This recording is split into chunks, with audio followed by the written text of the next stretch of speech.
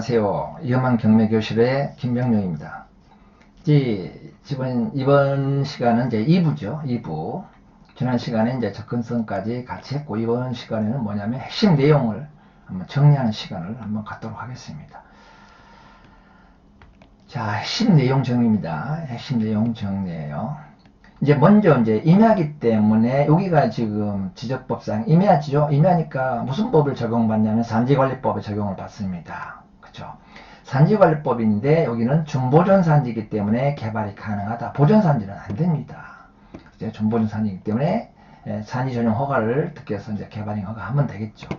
자, 국외법상에는 이제 뭐냐 맹지이기 때문에 관리지역 내 이제 보존관리입니다. 20%의 건폐를 눌러서 적용을 시켜서 건물을 지으면 되고요. 여기 이제 개발행 허가를 받아야 돼요. 무슨 개발행 허가예요? 그쵸. 여기는 이제 뭔가 진입도로를 갖다가 개설하려면 행위죠. 개발행위, 국외법의 개발행위죠. 개발행위 내용은 뭐 건축물 건축한다든가 공작물 신축한다든가 그쵸. 토지를 분할한다든가 토지를 형질 변경한다든가 토석을 이제 채취한다든가 뭐 이런 것들이 개발행위 내용인데 거기에 이제 그 형질 변경이라는 것은 성토, 절도, 정지, 포장 이렇게 되어 있지 않습니까? 여기에서 이제 우리가 이제 개발 행위를 받는 것입니다. 그래서 국외법을 적용을 받는다.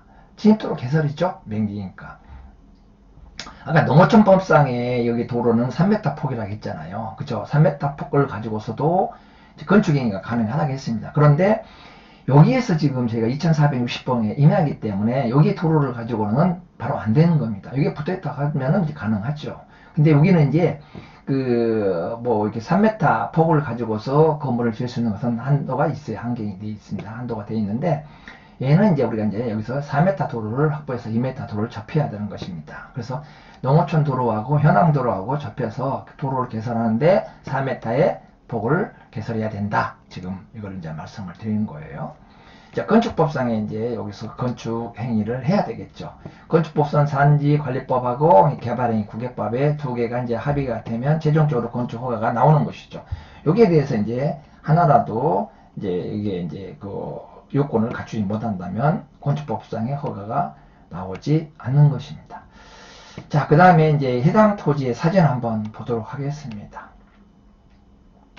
자, 여기 모습이 이제 해당 토지입니다. 여기가 바로 그 후천이라는 하천이고요.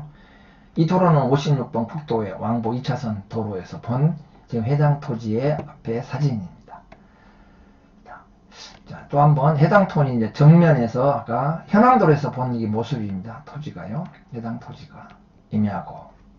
여기 이제 도로에 이제 개설 중에 있다고 말씀을 드렸죠. 답인다. 토지를 매입해서 도로를 개설 중에 있다. 이쪽에는 하천인데 이쪽을 갖다 도로 개설하려면 아까 이제 교량을 설치해야 되니까 폭이 78m니까 그 길이가 우리가 몇억 원대 억대 단위의 그 교량비가 들어가기 때문에 이제 차선책을 강구해서 이제 맹지를 탈출하는 방법입니다.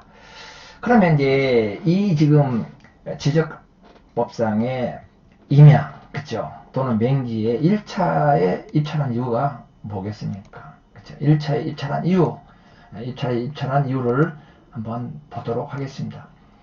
지적도상의 맹지, 이제 맹지를 탈출해서 수익을 극대화하기 위해서 1차에 입찰한 이유입니다. 그러면 이제 이 맹지 임야를 이제 도로를 개설하는 것이 맹지 탈출하는 해법 아니겠습니까? 그렇죠. 현황도로하고 연결해서 4m 도로를 내는 것입니다. 자, 이런 것이 이제 가장 기본적인 거고 중요한 핵심 내용이죠. 그러면 1차에 입찰한 이유는 이제 우리가 항상 물건을 볼 때요.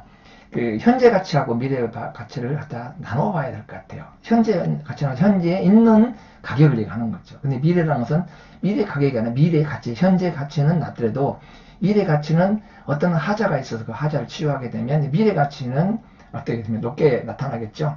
그러니까 이 물건도 보시면 현재 가치가 저평가되어 있다는 것이죠. 현재 가치가. 저평가의 이유는 지적법상의 임야고 지적법상의 약간 맹지이기 때문에 현재 가치의 기준에서 보면 이 가격은 2460원 1억에 평가했다는 것은 굉장히 저평가되어 있다. 낮게 평가되어 있다. 이거를 갖다가 뭔가 하자를 치유하게 되면 미래 가치는 분명하게 뭔가 그 높은 가격 상승 요인이 있다라고 판단을 했기 때문에 1차에 입찰을 한 이유입니다. 여러분들 뭐 이런 거 어렵지 않죠? 그렇죠? 현재 가치하고 미래 가치를 비교해 놓습니다. 그런 안목이 있어야 되겠죠. 이 물건에 대해서 현재 가치가 얼마고 현재 가치가 저평가되어 있냐 고평가되어 있냐. 근데 이런 것만 내가 문제 해결하게 되면 미래 가치는 분명히 거기에 대해서 어떤 보상을 해줄 수 있다 하는 그런 판단이 드신다면 여러분 서슴없이 과감하게 1차에 들어가셔서 소기의 목적용을 달성하시면 될 것 같다는 생각이 듭니다. 해당 토지에 대한 용도 분석을 한번 해봤습니다. 용도 분석은 캠핑장으로 활용을 하면 좋겠고요. 야영장이라든가 또는 전원주택 부지, 아까 우리 후천, 하천가에 이렇게 형성되어 있죠. 이런 전원주택지를 갖다가 이제 단지로 조성을 해가지고 지으면은 이 용도에 적합한 용도가 아닌가 그런 생각을 해보게 됩니다. 자, 그 다음에 이제 아까 국외법상의 개발행 허가 운영 지침을 진입도로 폭 기준입니다. 진입도로 폭 기준이에요. 자, 이렇게 보시면 진입도로 개발행 허가 운영 지침을 보니까 2015년 8월 13일 날 탑법이 개정되어 있습니다. 본래요, 진입도로는 도시군 계획도로, 시군도로, 농어촌 도로에 접속해야 하는 것이 원칙이에요. 그죠? 이거는 이제 국계법상의 도로고, 도로법상의 도로고, 농어촌 정비법상의 도로가, 이렇게 진입도로는 세 가지 도로에 접속을 해서 건축을 해야 된다는 것이에요. 그런데 이 도로에 접속되지 아니한 경우는 어떻습니까? 그죠? 진입도로를 개설해야 되겠죠. 여기에 지금 현황도로고, 여기 보세요. 농어촌 도로죠. 3m 도로잖아요. 농어촌 도로예요. 이 농어촌 도로하고 해당 토지는 뭐예요? 그쵸? 이렇게 진입도로가 접촉해야 돼요. 그럼 접촉 안 했잖아요. 그럼 어땠나? 도로를 개설하라 이 뜻이에요. 진입도로의 폭은 한번 보겠습니다. 진입도로 개발 규모에 따라서 이제 폭이 다르는데요. 5,000제곱미터 미만, 1,500평 미만은 4m 이상의 도로를, 5,000제곱미터 미만은 몇 m요? 4m 이상의 도로를 확보해야 된다. 폭이 기준이에요. 진입도로 폭이에요. 폭, 길이가 아니라. 자, 그 다음에 3만 제곱미터 미만은 6m 이상의 도로폭을 확보해야 됩니다. 6m. 그죠? 그 다음에 이제 3만 제곱미터 이상은 몇 m? 8m 이상의 도로를, 자, 확보해야 돼. 도로폭을요. 그러니까 여기서 이제 제가 설명을 드리지만, 여기가 이제 본래 진입도로는 도시군 계획도로 국계법에, 시군도로 도로법에, 농어촌 정비법상의 농어촌 도로하고 어떻게 해야? 접속해야 된다. 접속이 안 되면 뭐라? 진입도로를 개설해라. 진입도로 폭은 요 면적에 따라서 이상의 진입도로 폭을, 그렇죠? 맞춰라 이 뜻입니다. 개발행위 하라는 것이요. 자, 그러면 이제 도로 폭을 적용하지 아니한 경우가 있습니다. 개발행위가 운영 지침에 이 도로를 접속해야 되는데 진입도로 개설을 하겠잖아요. 근데 도로폭을 적용하지 아니한 경우는 외상이 있습니다.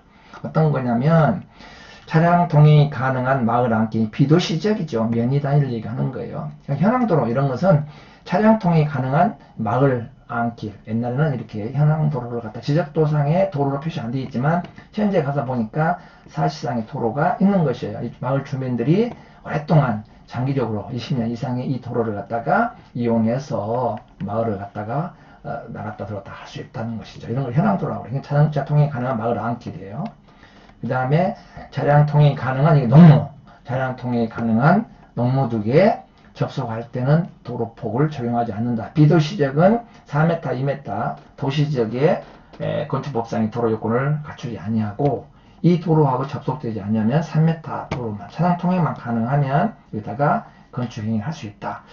또 차량 통행이 가능한 도로로서 이제 개설하는 경우는 농업인과 어업인의 임업시설이고 또 부지 면적이요. 1000제곱미터 미만이면 302.5평 미만의 일종 근생이나 단독주택을 건축할 때는 이 도로, 그죠? 아까 4m 이상, 6m 이상, 8m 이상의 도로가 아니라 비도시 면적은 얼마라고요? 요 차량 통행만 가능하면 마을 안길이라든가 동로길을 통해서 3m 도로 폭이죠. 현황도로는 이 도로를 통해서 우리가 1000제곱미터 미만의 근생이나 단독주택이나 농업용, 어업용 시설을 할 수가 있다. 이거는 뭐예요? 이거는 안 된다는 것이잖아요. 그래서 4m 아까 개발행위 허가 운영 지침에 따라서 폭이 5,000제곱미터 미만일 때는 4m 이상의 도로를 확보해서 진입도를 개설해라. 개발행 허가를 받아라. 이겁니다. 참 이거 와서 이렇게 이론으로 이렇게 외우시는 분들 많은데 실무에서 적용하기는 글쎄요. 아무튼 뭐 여러분들 그렇게 쉽지는 않기 때문에 아는 거하고 실무하고 이렇게 같이 접목한다는 것은요. 해보지 않으면은요. 굉장히 어려움이 있으세요. 맹지 이제 탈출하는 방법은 우리가 이제 1번, 2번에 그죠? 이쪽에 도로를 아까 제가 서두에 말씀을 드렸잖아요. 여기가 지금 아까 하천인데 여기 폭이 76m예요. 길이가. 그러니까 여기다가 뭘 한다는 것입니까? 교량 설치하는 방법이 하나 있을 거고 여기에 대해 도로를 개설하는 두 가지 방법이 있을 거다. 근데 이 토지가 1번, 2번 있잖아요. 여기에 대해서 사용승낙을 받아서 도로를 개설하면 채권행위 하는 것이죠. 물론 불안정하죠. 그 다음에 여기에 지역권 설정하는 것이죠. 나는 요역지가 되고 이 사람이 이제 승역지가 되는 거죠. 그래서 이제 땅을, 토지를 제공해 주는 거. 자기 땅, 지역권이라는 것은 291조에 자기 토지의 편익을 위해서 타인의 토지를 이용할 수 있는 권리가 지역권이거든요. 이 물권행위예요. 등기 치는 거죠. 이게 등기부 등본 토지에 보면 을구에 지역권, 그죠? 지역권자, 지역권 설정자 이렇게 나옵니다. 이렇게 하는 방법이 있다 이거야. 또는 뭐요? 이 도로에 지분을 사는 거죠. 여기에 일부 지분을 도로가 있다면 지분 사지만 도로가 없는데 무슨 지분이 필요하겠습니까? 그러면 해당의 도로의 그 부지 면적만큼의 토지를 매입해서 도로를 개선하는 방법, 이런 방법이 맹지 탈출하는 거 아니겠습니까?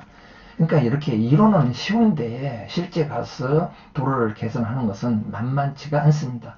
많은 경험과 노하우가 축적돼야 이걸 풀 수가 있다는 것이죠. 토지는 그래서 어려워요. 토지는 그래서 어려워요. 그렇죠? 박사들 많지 않습니까? 이론 박사들. 그런데 실무 쪽으로 해보신 분들이 그리 많지는 않다는 것이죠. 여러분들도 그 이론만 공부하지 마시고 실무를 한번 해보시는 것이 훨씬 백문이 불여 일견처럼 더 빠르다고 보입니다. 해당의 그 임야 맹지 탈출 방법은 인접 토지 소유자의 토지 사용 승낙을 받은 후에 도로를 개선하는 방법, 그죠? 인접 토지 소유자의 지역권 설정 등기 설명드렸죠. 인접 토지 소유자의 토지 매입 이후에 도로를 개선하는 방법에 하나를 선택하라. 정답이 어떤 것이 정답이라고 할 수가 없습니다. 자, 이런 것은 이제 채권행위고 이건 물권행위잖아요. 채권행위는 제3자한테 주장을 못해요. 여기에 소유자가 바뀌어버리면 여러분들 새로운 소유자 다시 승낙을 다시 받아야 되기 때문에 채권은 불안정하다는 것이죠. 이 도로를 갖다가 지속적으로 내가 사용하는데 적합하지 않다. 지역권 설정은 하면 좋죠. 해줄 수 있을까? 그것도 의문. 토지 매입하는 방법이 있는데 이것도 상당히 어렵죠. 어느 것 하나 쉬운 건 하나도 없습니다. 정답은 1번, 2번, 3번 중에서 여러분들이 선택을 하셔가지고 많은 사람들을 만나서 인과관계를 잘 맺어가지고 여러분들이 서로 나만 이익 보는 게 아니라 상대방 모두가 함께 윈윈하는 어떤 그 전략을 구사하면 좋은 길이 있지 않을까 이런 생각을 해보게 됩니다. 2번 토지, 1번 토지 소유자 동의하세요. 그 다음에 이제 이게 저희가 이제 이게 설계 도면입니다. 저희가 이제 이거를 낙찰을 받은 이후에 이제 이렇게 이제 가상 설계를 했던 것이 설계 도면 가지고요. 자, 이건 이제 후천이 있죠. 이렇게 이제 땅이고요. 331전, 334답, 요 334답을 이제 이용을 할 겁니다. 이거는 이제 아까 말씀드린 현황도로. 요거는 지금 현재 전원주택지가 형성됐다고 그랬죠. 자, 이제 설계 도면 한번 볼게요. 지금. 이제 여기 이제 후천. 아까 여기가 후천이죠. 지금 요 빨간색 부분이 해당 토지인데요. 요쪽에는 지금 뭐 이제 하천구역으로 편입되어 있죠. 일부가. 그 다음에 이렇게 이제 약 500평 정도가 하천구역으로 이제 뻗어 나가고 나머지 부분만 가지고서 이제 대지화 시켜야 되겠죠. 우리가. 그래서 633, 652에서 1번, 2번, 이렇게 3번, 4번, 5번, 6번, 7번, 8번, 9번까지 이렇게 이제 분할을 이렇게 해서 여기에 이제 전원주택, 단독주택을 조성하려고 지금 이렇게 계획을 수립하고 있다는 겁니다.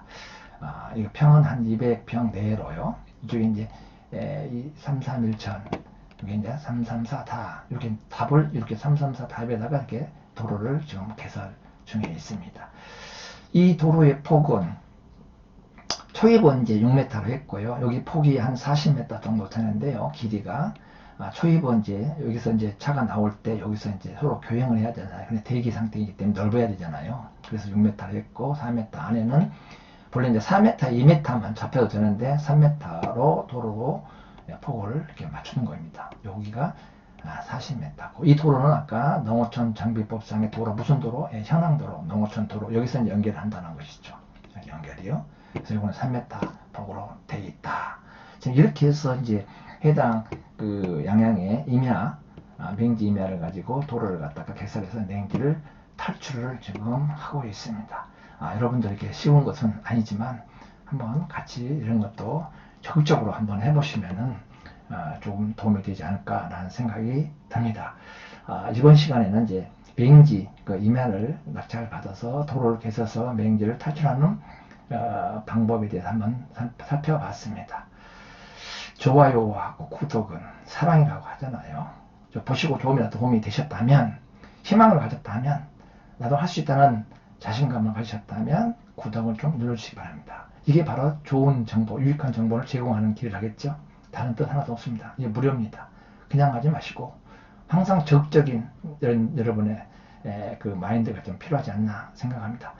다음에 더 좋은 모습으로 알찬 내용 가지고 함께 또 할 것입니다. 자, 수고 많으셨습니다. 마치겠습니다.